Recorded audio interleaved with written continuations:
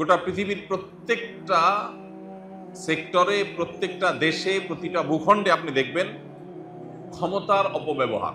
যাদের হাতে যত বেশি ক্ষমতা থাকে তারা তত আগ্রাসী হয়ে ওঠে। পৃথিবীতে যারা যখন সুপার পাওয়ার হয় তারা তখন তত বেশি অত্যাচারী হয়। ক্ষমতার অপব্যবহার এটা কি চোখে আঙ্গুল দিয়ে দেখাবার কোনো দরকার আছে? অবশ্য ক্ষমতার অপব্যবহার দেখার জন্য আমাদের দেশের চাইতে উত্তম উদাহরণ পৃথিবীতে আর কোন জায়গায় আছে আমি জানি না। খুব কম দেশ আছে হয়তো যার হাতে যতটুকু ক্ষমতা আছে তিনি 16 আনা সেটার অপব্যবহার করার চেষ্টা করেন। একেবারে ক্ষমতার সর্বোচ্চ কেন্দ্রে থাকা মানুষটি থেকে নিয়ে একেবারে সর্বনিম্ন পর্যায়ে থাকা মানুষটা, যে যেখানে যতটুকু পারে তিনি সেখান থেকে ততটুকু অপব্যবহার করার চেষ্টা করেন। আমরা একটু দেখি আমাদের নবী করিম সাল্লাল্লাহু আলাইহি ওয়াসাল্লামের সিরাত কি ছিল। এক্ষেত্রে তার জীবন চরিত্রের দিকে যদি আমরা তাকাই, আমরা দেখতে পাই তিনি যখন মদিনা রাষ্ট্রের প্রধান ছিলেন, এবং শুধু মদিনা নয়, মদিনার আশেপাশের সমস্ত অঞ্চলগুলো যখন তার শাসনের অধীনে, তখন একবার নবী করিম সাল্লাল্লাহু আলাইহি ওয়াসাল্লামের সাথে সাক্ষাৎ করার জন্য বাহির থেকে কোনো এক ক্ষমতাধর ব্যক্তি বা কোনো এক গোত্র প্রধানের প্রতিনিধি এসছে। সেই প্রতিনিধি এক সদস্য কিংবা একাধিক সদস্যের প্রতিনিধি দল যখন মদিনায় আসলেন, আসার পর নবী করিম সাল্লাল্লাহু আলাইহি ওয়াসাল্লামের কর্মস্থল ছিল তার মসজিদে নববী। সব কাজগুলো তিনি মসজিদ থেকেই আঞ্জাম দিতেন। তিনি সাহাবীদের মাঝে বসা ছিলেন, হয়তো 5-10 জন 20 জন মানুষের মধ্যে।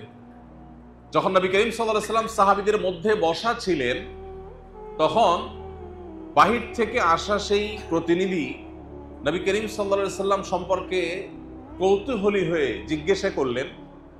যখন লোকটা শুনলেন যে মদিনাতে তিনি মসজিদেই আছেন, অবস্থান করছেন, তো মসজিদে এসে তাকে খুঁজে পেলেন না যে নবী সাল্লাল্লাহু আলাইহি ওয়াসাল্লাম কোথায়। খুঁজে না পেয়ে উপস্থিত সাহাবীদের মধ্যে কেউ একজন হবেন এটুকু আন্দাজ করেছেন। আন্দাজ করে বলেছেন, মান ফিকুম মুহাম্মদ, ভাই তোমাদের মধ্যে মুহাম্মদ লোকটা কে? এটা জিজ্ঞাসা করার পর সাহাবা একরাম দেখা দিলেন উনি আমাদের রাসূল, আল্লাহ রাসূল, উনি মুহাম্মদ সাল্লাল্লাহু আলাইহি ওয়াসাল্লাম। এটা একটা ছোট উদাহরণ। নবী করিম সাল্লাল্লাহু আলাইহি ওয়াসাল্লাম যখন মদিনা রাষ্ট্রের প্রধান ছিলেন, তিনি যখন তার সাহাবীদের মধ্যে বসতেন, তখন তাকে আলাদা করা কঠিন হয়ে যেত যে এখানে নেতাকে আর অনুসারীকে। আমাদের সমাজের নেতা এবং অনুসারীকে আলাদা করাটা কঠিন হয়, সহজ হয়। বলার দরকার হয় যে অমুক নেতার অমুক অনুসারী। রাস্তা যখন নেতা এবং নেতার সাথে নেতার অনুসারীরা হাঁটে, দেখলে বোঝা যায় কি যায় না যে কোনটা নেতা আর কোনটা অনুসারী? হাঁটার স্টাইল, ভাবচক্কর, মুড মার্গ, এগুলো দেখে কি বোঝার কোনো বাকি থাকে কে নেতা কে অনুসারী? নবী করিম সাল্লাল্লাহু আলাইহি ওয়াসাল্লামের বিনয়ের একটা উদাহরণ হলো এটি, যে তিনি যখন সাহাবীদের সাথে মিশতেন, তখন তিনি যে নবী, তিনি যে রাসূল, তিনি যে প্রধান, এরকম কোনো ভাব তার অঙ্গভঙ্গির মাধ্যমে, তার চলাফেরার মাধ্যমে কখনো প্রকাশ পেত না। প্রিয় ভাইরা আমার, আমরা যে যতটুকু পারি, সাধারণ মানুষজন আমরা যখন যারা দায়িত্বে থাকেন তাদেরকে আক্রমণ করতে আমরা খুব মজা পাই। হুজুররা ওয়াজে যখন তাদেরকে খুব শক্তভাবে ধোলাই করে, তখন জনগণ খুব খুশি। কিন্তু আমরা আসলে নিজেরা সুযোগের অভাবে সৎ, নাকি আমরা আসলেই সৎ যে আমি এই সুযোগটা পেলে আমি অন্তত এই আচরণটা করতাম না, আমি বিনয়ী হতাম? এই মানুষটা কয়জন আমরা? এই জন্য ভাইরা আমার, মুহাম্মদ সাল্লাল্লাহু আলাইহি সাল্লামের সুন্নাহ যদি আজ আমরা অনুসরণ করি, তাহলে সমাজটা সুন্দর হয়ে যাবে। সমাজের মানুষ, প্রত্যেকটা মানুষের আচরণ দ্বারা অন্যরা খুশি হবে, কেউ কষ্ট পাবে না। কিন্তু সুন্নাতে রাসূলকে, নবী সাল্লাল্লাহু আলাইহি সাল্লামের সিরাতকে যদি আমরা পাশ কাটিয়ে রেখে আমাদের কেবলা যদি পশ্চিমাদেরকে বানাই, তাহলে কশ্চিন কালেও আমরা সাফল্যের সেই চূড়ায় যেতে পারবো না, যেই চূড়ায় যাওয়াটা আমাদের কাঙ্ক্ষিত লক্ষ্য। আমাদের এই অঞ্চল দীর্ঘদিন পর্যন্ত ব্রিটিশদের শাসনে ছিল। তাদের কালচার দ্বারা প্রভাবিত নানান সময় আমরা হয়ে আসছি, এখনো আছে।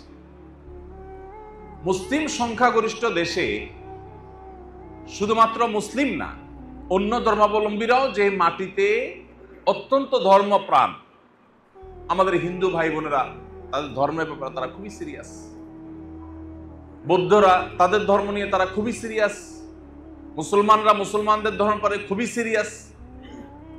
কিন্তু যে দেশের মানুষের অস্থি মজ্জায় ধর্মপরায়ণতা এটা মিশে আছে। হ্যাঁ, ধর্ম সম্পর্কে আমাদের জ্ঞানের অভাব থাকতে পারে, ধর্মকে যথাযথ অনুসরণ করার ত্রুটি আমাদের থাকতে পারে, কিন্তু ধর্মের প্রতি এদেশের মানুষের শ্রদ্ধা ভালোবাসার কোনো ঘাটতি বা কমতি নেই। এটি এদেশ সম্পর্কে জানেন এরকম যে কোনো মানুষ মাত্রই বলতে পারবেন।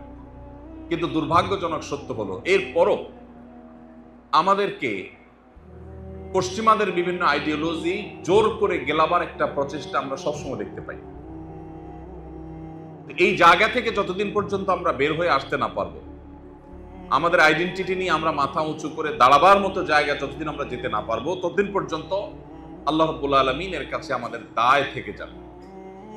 সিরাত রাসূলের রিফ্লেকশন যদি আমাদের মধ্যে না পড়ে, আমরা সমাজের মধ্যে ফেলতে না পারি, তাহলে এটা হবে আমাদের সবচেয়ে বড় দুর্ভাগ্য। এই জন্য ভাইরা, আমাদের প্রত্যেকটা মানুষকে যার যার জায়গায় সর্বোচ্চ দায়িত্বশীলতার পরিচয় দিতে হবে, যা আমরা সিরাত এবং সুন্নাতে রাসূল এটা শুধু ব্যক্তি জীবন নয়, জীবনের প্রত্যেকটা ক্ষেত্রেই আমাদের চর্চা করতে হবে এবং প্রত্যেকটা ক্ষেত্রেই এটা রিফ্লেকশন আনতে হবে। আল্লাহ আমাদের সবাইকে সেই তৌফিক দান করুন।